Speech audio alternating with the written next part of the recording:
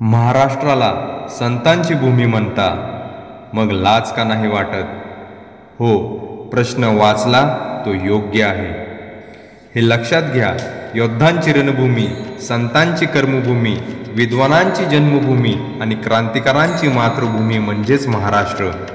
त्याग, शौर्य, धैर्य आणि नेतृत्व असलेल्या या महाराष्ट्राच्या मातीत जर आपल्या संतांच्या विचारांचे, आदर्शांचे, त्यांच्या जतन केलेल्या वास्तूंचे जर आज मुर्दे पडत असतील तर खरंच लाज वाटू द्या.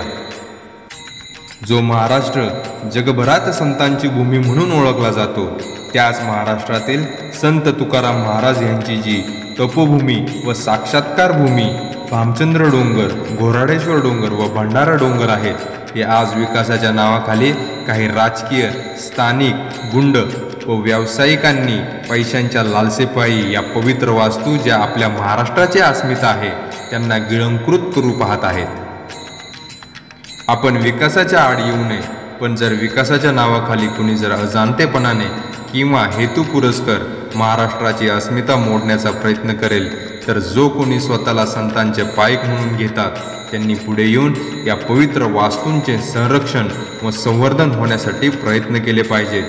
एक लक्षात घ्या, श्री क्षेत्र भामचंद्र डोंगर ही श्री संत तुकाराम महाराजांची तपोभूमी तथा साक्षात्कार भूमी होय. 15 दिसा माझी साक्षात्कार झाला, विठोबा भेटला निराकार, भामगिरी पाठारी वस्ती जाण केली, वृत्ती स्थिरावली परब्रह्मी. असे प्रत्यक्षात महाराजांचे वचन आहे. तर भंडारा व घोराडेश्वर येथे महाराजांनी आराध्य श्री पांडुरंगास आळवणीच्या निमित्ताने हजारावर अभंग रचून गायले आहेत, की ज्या अभंगाच्या योगे तुम्हा आम्हा सामान्य जनास भक्तीद्वारे मुक्तीची आणि ज्ञानाधारे सद्धर्माची पर्वणी साधली आहे. या पवित्र भूमी अवघ्या महाराष्ट्राला व वारकरी संप्रदायाला लाभलेली महाराजांची समृद्ध विरासत आहे. आता या समृद्ध ठेव्याचे संरक्षण आणि संवर्धन करणे ही शासनाची, वारकरी संप्रदायाची व त्याचबरोबर आपल्यासारख्या सर्वसामान्य जनतेची जबाबदारी आहे. येथे वारकरी आपल्या परीने लढतच आहे, परंतु महाराष्ट्र शासन आणि सामान्य जनता कुंभकर्णासारखे गाढ झोपून आहे. त्यामुळे आज या पवित्र स्थळांचे व्यावसायिक लोकांकडून चोहो बाजूने लचके तोडले जात आहेत.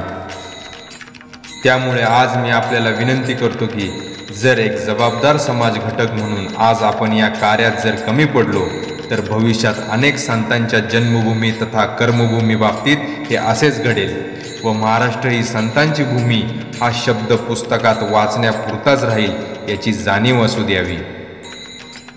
जर कोणी संत भूमी संरक्षण करण्यास इच्छुक असाल तर पुढील दिलेल्या संपर्कावर संपर्क साधून तुम्ही या लढ्यात सहभागी होऊ शकता. धन्यवाद.